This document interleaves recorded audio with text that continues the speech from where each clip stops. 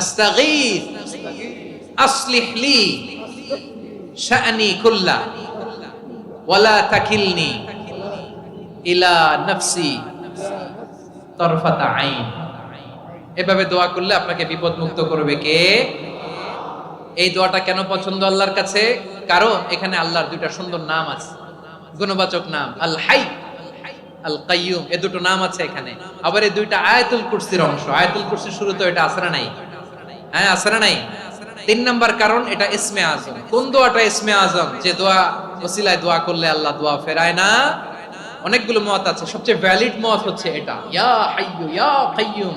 এর ওসিলা দিয়ে দোয়া করলে দোয়া কবুল করে কে?